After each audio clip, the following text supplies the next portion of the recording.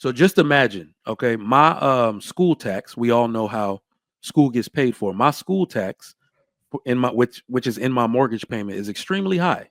Some of the highest in Texas and highest in the nation. If I'm not, it's like 1 point something percent. So if they start displacing migrants out to my school district, which is already packed because of the massive growth of Fort Bend County, I'm gonna have a problem with that because these kids just need somewhere to go to school, right? So these are the issues that we are really experiencing as men with families that pushed us toward Donald Trump. Yeah, and I wanted Okay, to answer so our what? yeah, Sorry, let me just answer. one question. Go ahead. I heard what y'all had to say. Cool. Now, what was your problem with Kamala's um Well, plans her for the economy? What was So the the problem? so what I talked about in my about the illegal migrants, the amnesty was the largest problem with that. That was going it was going to cement in stone the financial policy or financial ramifications of having a underpaid labor force that would displace people and put those jobs out. But do you yeah, know Kamala's deportation policies and what she wanted to do? She wanted to. So when they created the app, what they were initially doing was letting everybody in, put them on parole.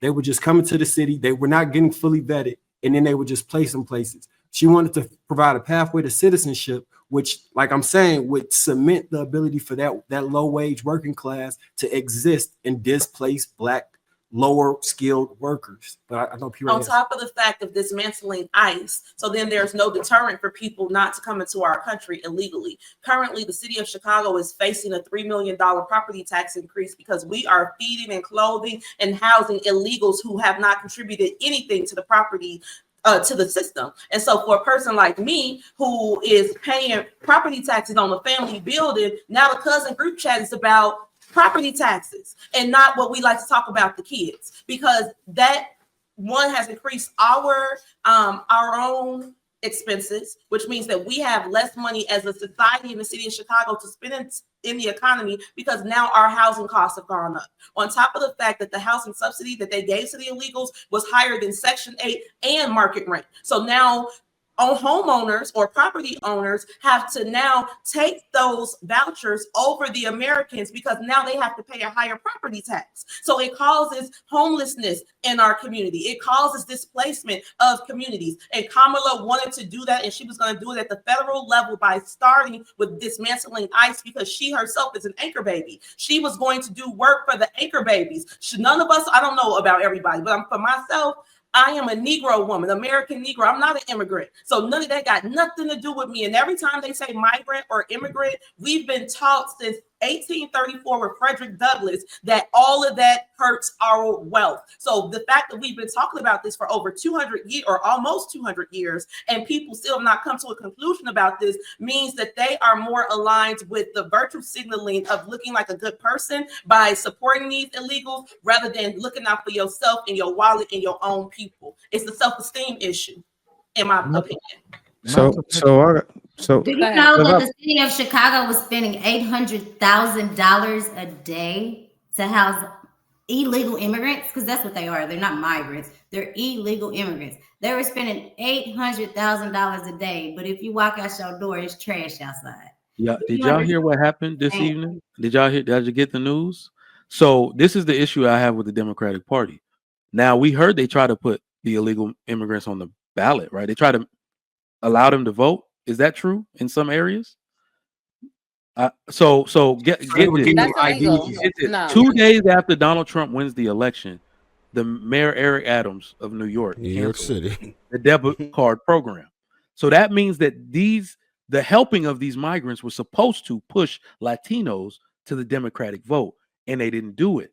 So now they don't see any benefit in helping them. It's about to be bedlam in New York City. A bunch of people with no housing, no clothes, no food. Who do you think they're going to go take it from? And then I really want to answer DJ's question about because I'm not a supporter of either one of them. I didn't support Trump nor Harris. But I will say that looking at their tax plans, Donald Trump tax plan benefits me more than hers does. When you talk about the child tax credit, when you talk about specifically what Trigger Mike was saying about not taxing tips. Shoot, you just gave me an idea about changing my business model. I might start giving out haircuts for free. For free.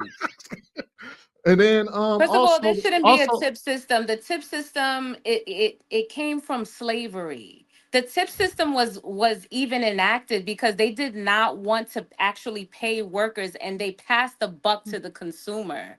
Like, y'all even talking about the tipping system is crazy. It needs to even be if completely eradicated. Are we in slavery now?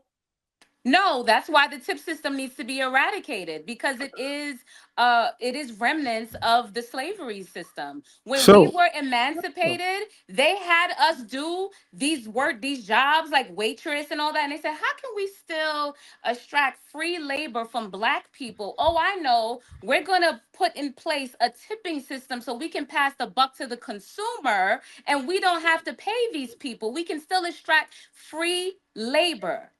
So you're concerned. So basically, you stated basically saying that you're concerned about black people. Yes or no? I just want to hear that. Fully concerned about black people. You're fully concerned about First black and people. Okay. foremost. Okay, got it. So if that's the case, statistically, a black man had a higher chance of surviving the Vietnam War than surviving the womb, given today's baby deletion rates amongst black women. If we're Oh, losing we're more back on lives, abortion. Okay. if we're Y'all just losing DJ, said you more, that gotta that stop wasn't the saying the biggest thing on the word. You table. gotta So stop I'm saying just the word. curious why y'all. I Now said hold baby on, deletion. I did Miss not.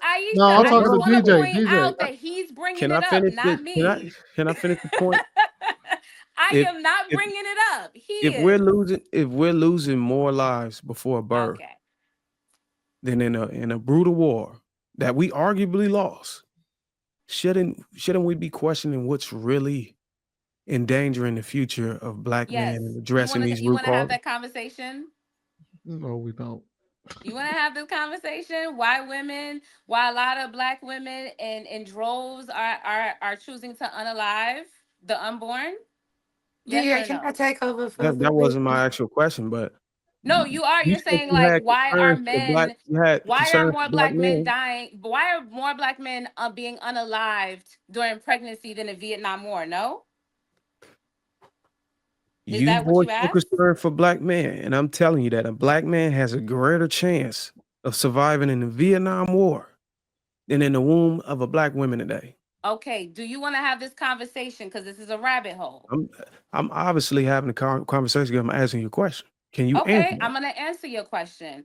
Why are black men the highest demographic that is least likely to marry any women, not just black women? So Let's you start there. deflecting my Let's start. question with a No, I'm different not question. deflecting. Let's start with the family unit, because let me give you the inside scoop of a woman's brain when she gets pregnant. When a woman gets pregnant, right? And she's thinking about what's ahead, the family, the consistency, the male presence that's going to be there, the support that she has, the village that she has. The first thing she's looking at is, okay, is this man going to or is this man that I'm with going to be able to help me sustain? So when she tells him, and she gauges his reaction, is he happy? Is he supportive in the decision? Is he calling for abortion? Because y'all are not also talking to men who call for abortions, right? It's not just women that are just like, I'm gonna have an abortion. I don't DJ, care you what gotta you have stop to saying that say. word. Hold on. I'm sorry. Sorry, y'all. Unalive. So when I say that there are a lot of things that women consider when they find out that they're pregnant, right? It's not just like my body, my choice. There's a lot of things that go through a woman's head. And one of those things is the dynamic between her and that man. Can we make this a family? Y'all always argue that we in charge of the sex, but y'all in charge of the marriage. So with that being said, y'all being the highest demographic that do not marry any woman. Let's not make this about a black woman, because we're talking about any woman. Y'all are least likely to marry any woman. And then you want the black woman to turn around and say, this looks like a good time to have a baby. This looks like a good person. This looks like this feels right. That's part of her decision making. So if we're going to talk about women seeing pregnancies through, we also have to look at the complete picture.